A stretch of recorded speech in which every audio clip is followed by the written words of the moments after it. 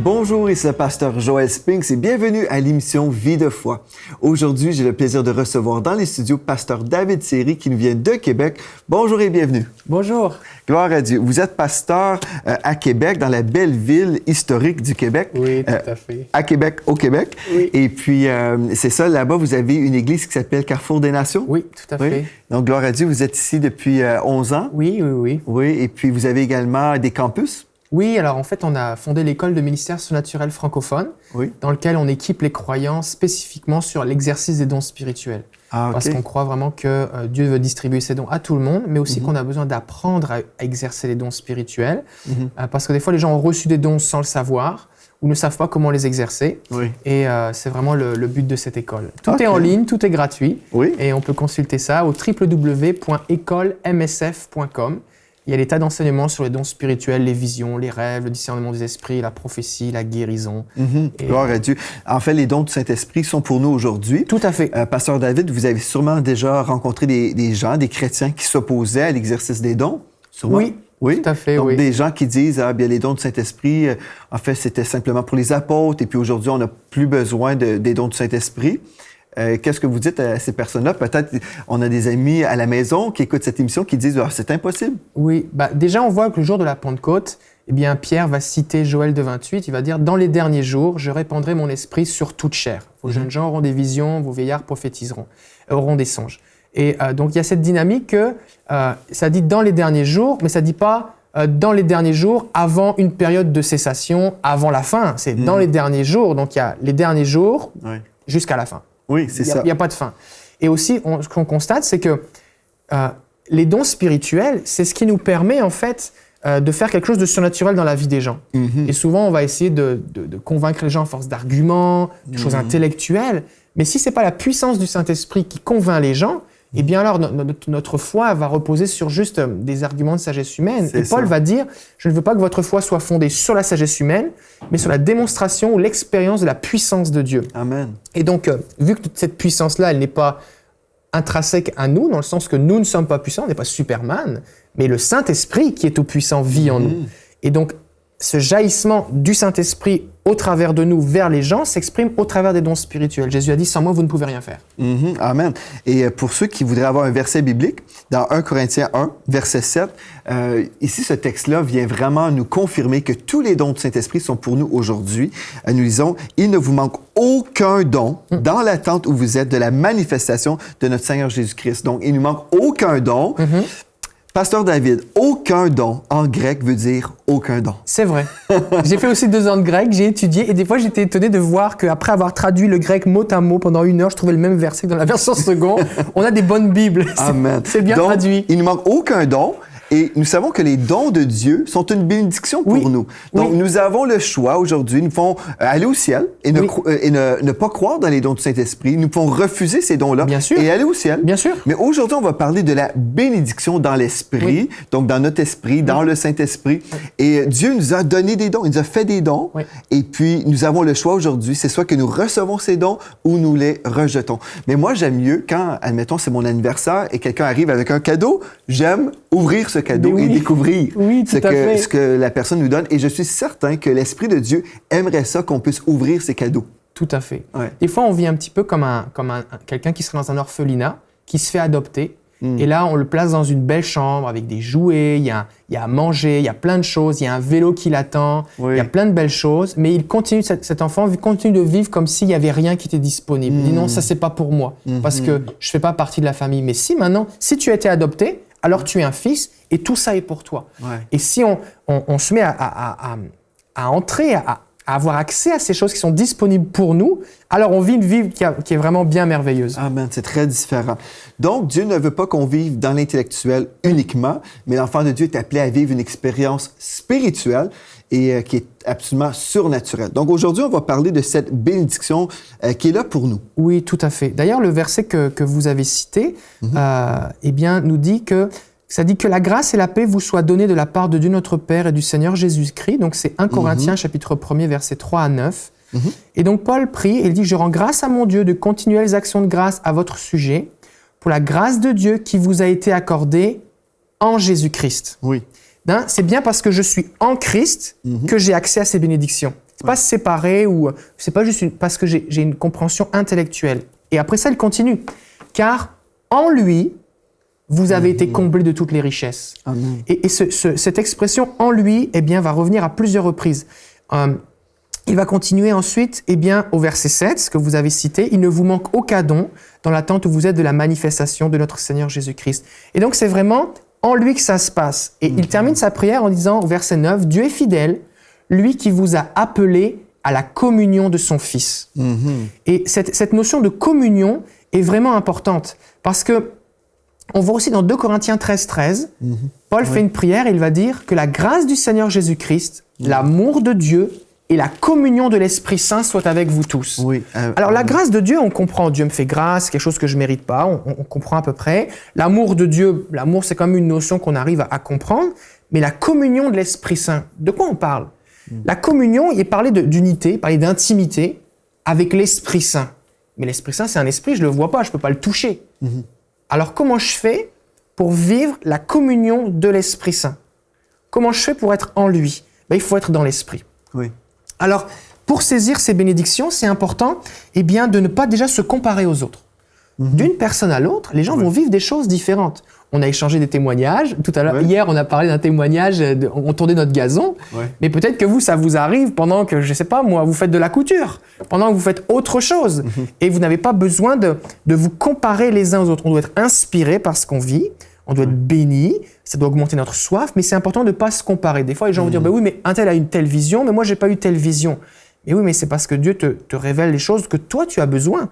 Si toi, tu avais un problème d'identité ou de rejet, par exemple, le Seigneur va t'adresser ce problème-là. Si toi, tu as un problème de pardon en rapport avec l'amertume, c'est ça qu'il va adresser. Donc, il ne faut pas se comparer. Mais il y a une chose intéressante, je veux juste faire une nuance parce que ça me fait penser à une expérience que j'ai vécue dans la gloire. C'est vrai, tout à fait, là, je suis tout à fait d'accord avec ce que vous dites. Donc, on peut vivre des expériences personnelles parce que le Saint-Esprit connaît nos besoins personnels, tout ça. Mais c'est intéressant parce qu'on peut vivre aussi quand on est vraiment dans l'esprit et nos frères et nos sœurs sont également dans l'esprit. On peut vivre dans l'esprit les mêmes choses. Ça, c'est intéressant. Donc, on peut vivre des choses personnelles et aussi même d'une façon collective. J'ai toutes sortes d'illustrations. Par exemple, je me souviens, en 2004, lors de ma visitation, que j'ai parfois mentionné à l'émission ici, j'ai vécu une visitation dans l'au-delà. Et j'ai vécu, en tout cas, j'ai vu une pièce au ciel qui est ronde, une pièce tout à fait ronde. Et bon, c'est assez marquant dans ma vie parce que c'est là où le Seigneur m'a donné un message pour le peuple francophone. Mais après, quand je travaillais pour l'antenne Miracle Channel à l'époque, on a eu un prophète de Dieu, Bobby Conner, qui est venu à l'antenne et puis il racontait sa visite au ciel et puis il expliquait une pièce ronde. Et puis quand il a témoigné de cette chose-là, je me suis levé debout. Ah! Tu as vu la même chose? Pour moi, c'était comme, tu as vu la même chose que moi. Et des fois, on s'imagine, oui, Dieu nous parle d'une façon personnelle, mais admettons, on vit des choses dans le monde de l'esprit. Si c'est une réalité spirituelle, c'est une réalité. Tous les deux, on voit la même chose, présentement. C'est ça qui est spécial. Comment, dans le monde de l'esprit, des fois, on pense que l'esprit, c'est, je sais pas, uniquement dans l'invisible. C'est pas de l'imagination. Non, c'est ça. C'est une réalité qui est invisible avec nos yeux humains. Mais visible spirituellement. C'est une réalité spirituelle. Et c'est là où j'ai eu comme la révélation. Wow! Il a vu la même pièce que j'ai vue, ou en tout cas ou une pièce similaire, mais il avait vécu une expérience semblable. Et puis après, c'est là que j'ai réalisé, non, c'est vrai, le ciel, c'est vraiment un endroit tangible. Je suis pas le seul à avoir vu certaines choses. Donc, il a pu décrire les mêmes choses que j'ai vues. C'est vraiment spécial. Ça m'est arrivé aussi à plusieurs reprises de prier en équipe. J'aime ça, prier en équipe, parce qu'il y a une complémentarité des dons. On peut avoir des confirmations, tout ça. Et je me souviens, je priais pour quelqu'un et c'était une prière de bénédiction. C'était un missionnaire, on priait une prière de bénédiction. Et puis, alors que je déclarais des choses comme « Seigneur, je te prie que tu viennes mettre un manteau de ta joie, une huile de joie », et je déclarais des choses sur cette personne et j'avais un frère qui était à côté de moi et il voyait ce que je déclarais, mais avec un décalage, mais en avance. Et qu'il voyait, par exemple, quelque chose qui était mis sur la personne, dans le monde spirituel.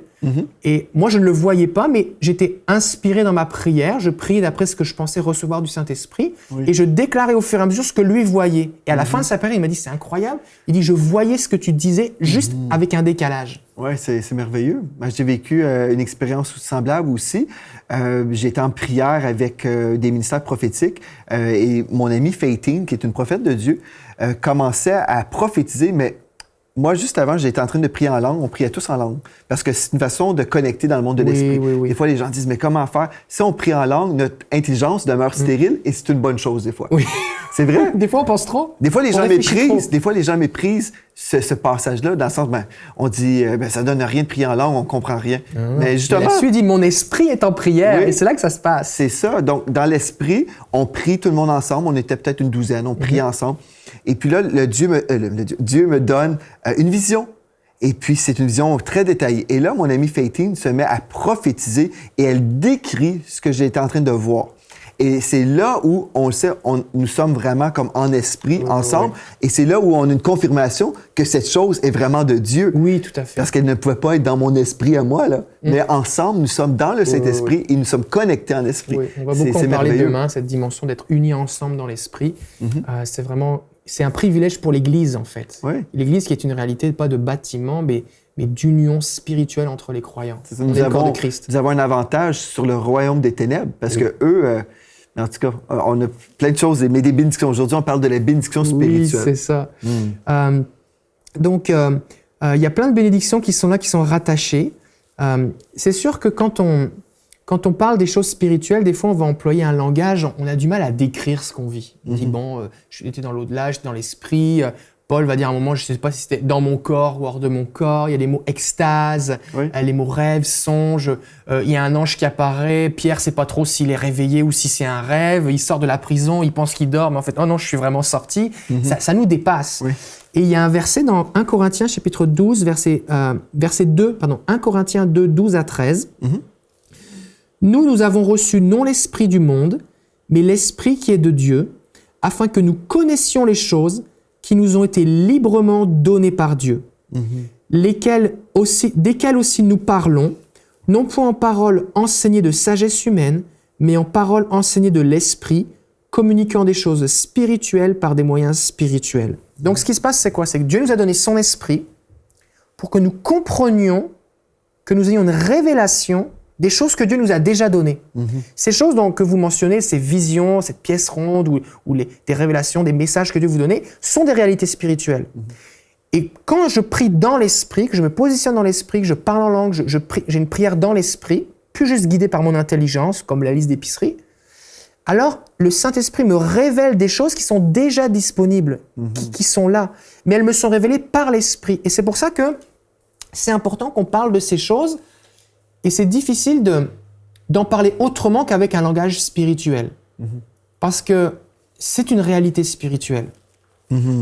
Alors, il y a par exemple quelque chose qui se passe si on regarde vis-à-vis du péché. Beaucoup de chrétiens vivent cette dimension de « mais comment est-ce que je fais pour résister au péché? J'ai l'impression que je suis toujours dans le péché, toujours dans la tentation. » Eh bien, on voit ici dans 1 Corinthiens chapitre 1er, verset 30, « Par lui, vous êtes unis au Christ, qui est devenu pour nous cette sagesse qui vient de Dieu. En Christ, en effet, se trouve pour nous l'acquittement, la purification et la libération du péché. » Donc, c'est en Christ que je suis libre du péché. Et des fois, ce qui se passe, c'est qu'on dit « Seigneur, pardonne mes péchés. Je te demande pardon. » Jésus nous pardonne. On a une expérience initiale de pardon. Et puis là, ensuite de ça, on vit la vie avec notre intelligence. Et là, il y a une tentation qui vient, une situation. Et là, on essaye par nos propres forces de lutter. Et là, on se rend compte qu'on est faible, on n'y arrive pas et on pêche. Et là, on dit, mais j'y arriverai jamais. Est-ce que Dieu vraiment m'a sauvé? Tout ça. Mais j'ai besoin de me positionner en Christ. Romains 6, 11 nous dit, regardez-vous comme mort au péché et comme vivant pour Dieu en Jésus-Christ. Donc, si je renonce à moi-même, je suis mort à moi-même, on en a parlé dans les jours précédents, et je me positionne en Christ, la tentation vient. Mais moi, je suis mort en Christ. Et je suis mort à moi-même, mais je suis vivant en Christ. Et donc, ce péché n'a plus de pouvoir sur moi. C'est ce que dit la suite de Romains chapitre 6. C'était un moment dans ma vie, une grande révélation pour moi. C'est qu'un cadavre, si on lui propose une cigarette ou un verre de whisky, il ne répond pas. C'est ça. Il est mort. Et donc, plutôt que d'essayer de lutter face à la tentation, on peut juste dire non, je suis mort. Exactement. En fait, j'ai fait toute une série sur ce thème et c'est important. Le thème s'appelle la pureté sexuelle. Si vous avez, peu importe le péché, changez le titre que vous voulez, mais la victoire est vraiment dans cette révélation de la croix. En fait, je réalise que je suis mort. Ma nature, en fait, je suis mort à cette nature pécheresse qui voudrait dominer sur moi, mais c'est mon esprit qui domine sur la chair. Mais la seule façon que je peux avoir la victoire, c'est lorsque je garde ma foi dans l'œuvre de la croix. Parce que c'est là où j'ai été délivré il y a 2000 ans. Donc, ce n'est plus moi qui vis, c'est Christ qui vit en moi. Et c'est là où j'ai la puissance de la croix, où je peux vivre la vie du ressuscité, une vie de résurrection, mais je dois placer ma foi uniquement dans l'œuvre de la croix. Si je place ma foi en moi-même, dans mes capacités, dans ma puissance, je vais toujours vivre la défaite. Mais si je place ma foi en Christ, bien Christ est toujours victorieux. Et le seul combat que j'ai à vivre, c'est pas le combat contre un péché, c'est le combat de la foi. Et cette foi doit demeurer fondée exclusivement dans l'œuvre de la croix. Et c'est là où on est victorieux. Parce que Jésus est déjà mort à la croix. Il n'y a pas besoin de revenir, mourir sur la croix une fois de plus pour mon problème particulier. C'est ça. Donc la victoire, elle est accessible. Et le texte dit « Considérez-vous ou regardez-vous comme mort en Christ ». Et en fait, c'est moi qui décide de me positionner. Je décide de croire et d'accepter que parce qu'il est mort, alors je suis mort aussi. Et donc, le péché n'a plus de pouvoir sur moi. Par contre, si je pense que le péché a du pouvoir parce que je ne me positionne pas en Christ, alors je vais essayer de lutter. C'est ça. Mais je n'ai pas à lutter contre la tentation. Je dois juste me positionner en Christ et le péché n'a plus de pouvoir. Et cette position-là, c'est une position de foi. Tout à fait. C'est toujours une question. Et c'est pour ça qu'il y a des gens qui vont vraiment être sincères avec Dieu. Ils vont essayer, des chrétiens, plein de chrétiens qui nous écrivent parfois, qui ont des défis, et puis ils disent, bien, j'essaie d'arrêter de fumer, par exemple. J'essaie, mais pourtant, je chute. Mais c'est parce que cette personne-là essaie de ses propres forces. Mais le message de la croix est celui, dans 1 Corinthiens 1,18, qui nous dit, le message de la croix, c'est la puissance de Dieu. Donc, nous avons besoin de cette puissance et pas notre bonne volonté. Parce que notre bonne volonté, c'est juste la chair qui essaie de faire des bonnes choses. Mais quand nous avons la puissance de Dieu, c'est là où nous sommes dans la victoire. Amen. Donc cette victoire aussi, elle est issue d'une position d'autorité. Et en fait, quand je me positionne en Christ ou dans l'Esprit, eh bien, je me retrouve dans une position de domination sur l'ennemi. Des fois, les gens vont dire des choses, « Satan, j'écrase ta tête », mais ce n'est pas à cause de ce que je dis que l'ennemi est écrasé. Il a été dépouillé par Jésus à la croix, nous dit Colossiens 2,14 et suivant. Mais si je me positionne en Christ, c'est là que j'ai accès à lui. Et c'est ce que dit Colossiens 2,10. Vous avez tout pleinement en lui, qui est le chef de toute domination et de toute autorité. Donc, parce que Jésus est assis sur le trône, il a triomphé. Si je me positionne dans l'esprit en lui, je me retrouve sur le trône avec lui, qui est le plus haut trône qui existe dans l'univers. Parce que Jésus, son nom est élevé au-dessus de tout autre nom. Et donc, de là, je peux contempler l'ennemi qui est sous mes pieds. Mais j'accède à cette position d'autorité et de triomphe en Christ en allant dans l'Esprit qui est déjà en moi. Une autre bénédiction du fait d'être dans l'Esprit, c'est de devenir une source. On veut tous pouvoir être une bénédiction pour les autres. On aimerait tellement que les gens connaissent notre Jésus. Mais on ne peut pas, avec nos propres forces, communiquer cette vie. Il faut qu'il y ait un jaillissement. Il faut qu'il y ait une vie qui coule au travers de nous. Et on ne peut pas la produire par des efforts. Mais Jésus va dire, dans Jean chapitre 4, versets 13 à 14, il va dire, il parle à la Samaritaine, il dit « Quiconque boit de cette eau aura encore soif.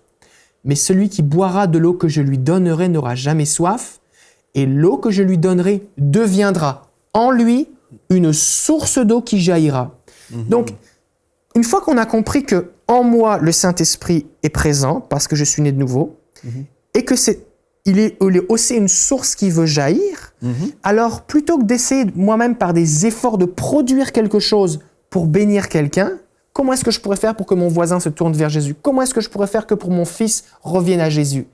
J'ai juste à me détendre, à écouter le Seigneur qui est en moi et à laisser jaillir sa vie au travers de moi et dire « Seigneur, qu'est-ce qui vient de toi doit jaillir sur lui. » Et là, on peut devenir comme une source pour les autres et arroser les gens qui nous entourent. C'est merveilleux. Avez-vous des illustrations? Comment les gens peuvent faire ça, justement? Alors, par exemple, vous allez vous trouver dans une situation où vous avez quelqu'un qui est dans un besoin. Fait que plutôt que d'essayer de dire avec votre intelligence, bon, voici son besoin, voici ce que intellectuellement je pense que je devrais prier ou faire, dites simplement, Saint-Esprit, tu vois son besoin. Comment est-ce que je dois prier? Et là, le Seigneur peut vous donner une image, le Seigneur peut vous donner un verset, le Seigneur peut vous donner une parole ou un geste à faire, comme le fait de donner votre voiture. Ça peut être, des fois, vous ne connaissez pas le besoin de la personne. J'aimerais bénir telle personne. Vous pouvez demander au Seigneur d'écrire une lettre prophétique, par exemple. Vous avez un ami que vous n'avez pas vu depuis longtemps ou un collègue de travail, vous voudriez qu'il soit touché par le Seigneur et vous pouvez prendre un temps de silence, de calme devant Dieu. Seigneur, qu'est-ce que tu veux dire à mon collègue Charles ou à mon cousin Bob? Et là, alors vous écoutez simplement cette source qui jaillit en vous et vous écrivez ce que le Seigneur vous dit pour cette personne. Vous filtrez, bien sûr, vous vous assurez que c'est biblique, que ce n'est pas juste votre imagination, mais il y a une dimension de foi parce qu'il va falloir croire que Dieu vous parle pour la personne. Et vous l'écrivez simplement, et puis ensuite de ça, vous dites, voici ce que je m'entraîne à entendre la voix de Dieu, voici ce que je crois avoir reçu pour toi dans la prière. Et ensuite, vous allez voir ce qui se passe. Comme quand vous avez appelé pour donner votre voiture, vous l'avez partagé hier, la personne a été touchée, mais vous ne pouviez pas deviner que les gens avaient cette conversation, cette prière, c'était le timing précis. Et donc, c'est là qu'intervient la foi. Je dois croire que Dieu est en moi, je dois croire qu'il y a quelque chose de bon qui peut jaillir de moi, qui est Dieu, pas ma nature personnelle, mais Dieu en moi, pour les gens. Et je peux devenir une source. Et ça, c'est la portée de tous les croyants. Je me souviens, j'avais un caméraman en Alberta. Il m'a accompagné pendant 4 ans. C'était toujours le même caméraman avec qui j'ai travaillé. Et puis, c'était un homme qui avait aussi un commerce de fleurs les fins de semaine. C'est spécial, il travaillait toute la semaine, mais aussi samedi, dimanche, il aimait travailler dans le domaine des fleurs. Et puis, une fois, il était dans sa voiture et puis l'Esprit de Dieu lui dit « Arrête devant cette maison et va offrir des fleurs à la personne dans cette maison. » Donc, il a décidé, OK, je vais écouter, mais c'était pas une voix audible, mais c'était dans son esprit. Et puis, il est descendu de sa voiture, il a frappé sur la porte, et c'est une femme qui était là, qui a ouvert la porte, et puis il a dit, « Madame, l'Esprit de Dieu m'a dit de vous offrir ces fleurs viennent de Jésus. » Et puis la femme était vraiment surprise. Elle revenait tout juste d'enterrer son mari. Et puis Dieu lui disait, voici des fleurs, je t'offre des fleurs aujourd'hui. Et de toutes les personnes dans cette ville, 80 000 habitants, l'Esprit de Dieu a parlé à mon caméraman qui a su discerner la voix de Dieu, qui a pu bénir cette femme. Et on dit, est-ce que c'est important? Oui, c'est important. Pour cette femme-là, c'est un geste. Pour elle, c'est comme, Jésus se rappelle de moi dans mon deuil, dans cette journée difficile.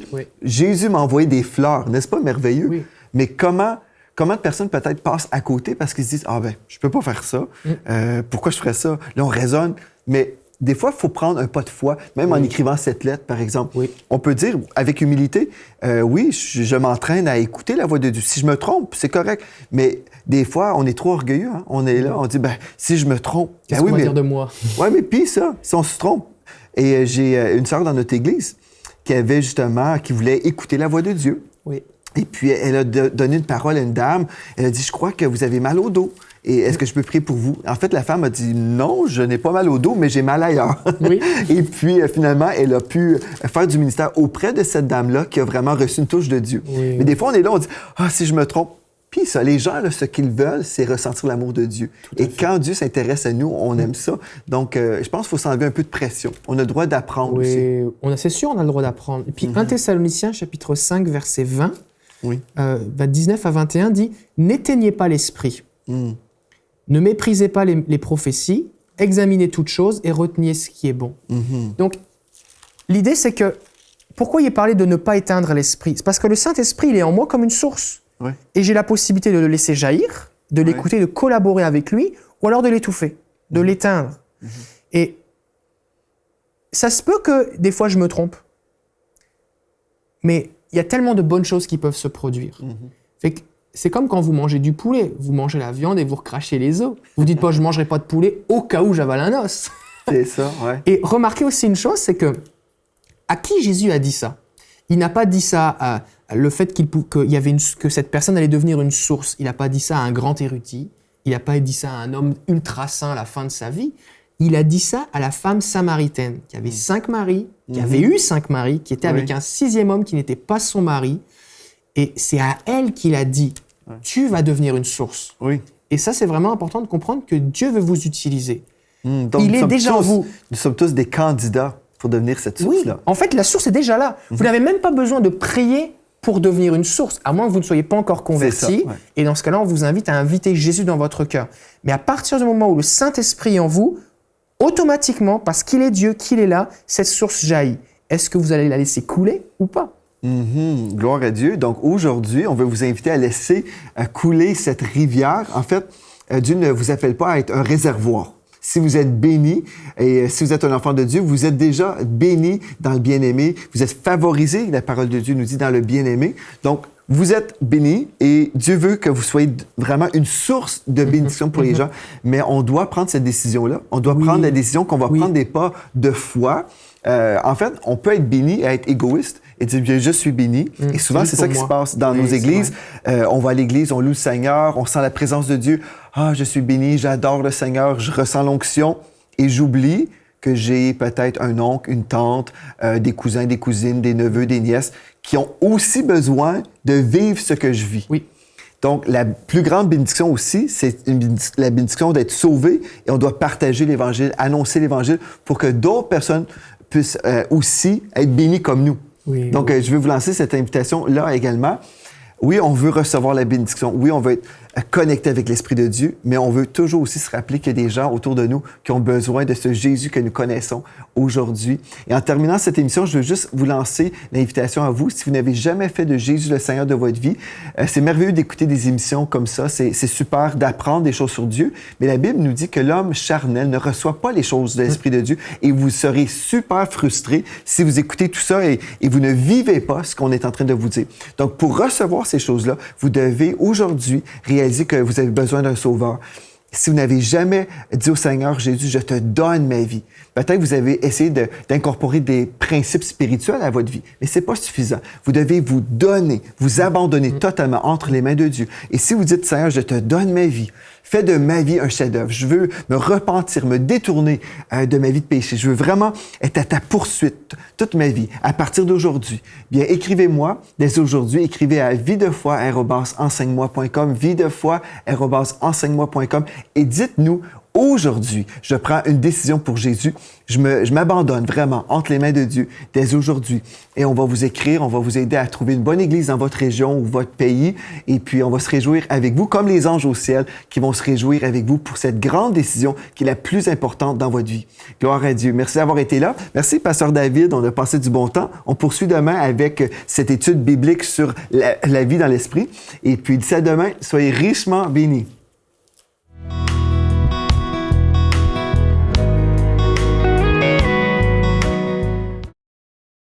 Cette émission est rendue possible grâce au précieux soutien des partenaires d'Enseigne-moi Canal International. Retrouvez tous nos programmes sur enseigne-moi.com.